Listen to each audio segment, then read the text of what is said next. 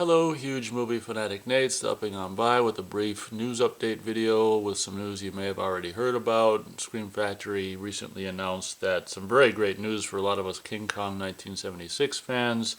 Some really cool news about basically they're going to be putting out on May 11th a special collector's edition Blu-ray double Blu-ray disc set of King Kong 1976. And if that's not cool enough, what's really cool about it is it's going to feature two cuts, the theatrical cut and then the extended TV cut, which I don't have the running time right in front of me, but from what I understand, it's over 3 hours long, the TV cut, and that's just like, oh my god. On YouTube afterwards, subsequently after I found out about this news, you're able to, I looked up the TV cut and I was able to see like Kong versus the snake in the TV cut, so it's just like all super extended and it just like lasts way too long. So that's probably what the TV cut's like. It's probably just like a cut before they made final edits to the movie, like the fight between Kong and the snake in the TV cut on YouTube is just like, oh my god, it's twice as long as it needs to be. But it will be really interesting to see. I've never seen the TV cut.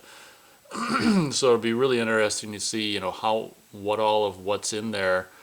And it also kind of makes you wonder what the quality of the TV cut's going to be like. But this is really cool news. I'm a relatively big fan of King Kong 1976, or maybe not a big fan, but I'll just say a fan of it. It gets a lot of hate, but I think it's fun in its own right. I mean, let's face it, there's plenty, for those of us who grew up with Japanese monster movies like Godzilla and characters like Ultraman and all these, Japanese movies and TV shows of, guys dressed in monster suits and stuff and wrecking havoc. I mean, it's a little more hokey to American audiences, but if you're like me and grew up with all that Asian monster movie stuff, it's kind of a cool version, because obviously the King Kong is just a guy in a King Kong suit and stuff. So I mean, what the hell's his name? John Barry does the music, so I mean, you've got that going for it. I mean, a young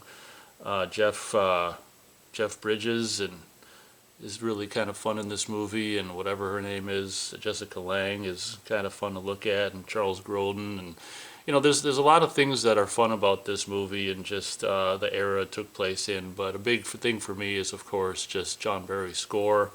He's one of my favorite film composers, and as you can see here, the cover art, which I can only assume is newly commissioned cover art for their release, I think it looks fine. Close-up of his roaring face with that shot, kind of another smaller shot of him wrestling with the snake and Jessica Lange there.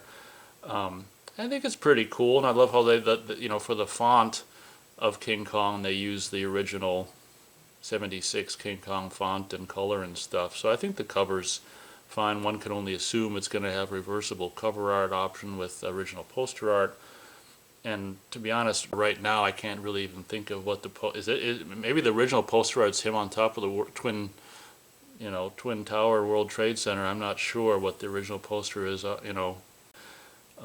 So I just thought I'd stop on by to share this news with you guys. So any of you who may not have heard about this news, thank you very much for watching, and as always, we'll catch you on the next video.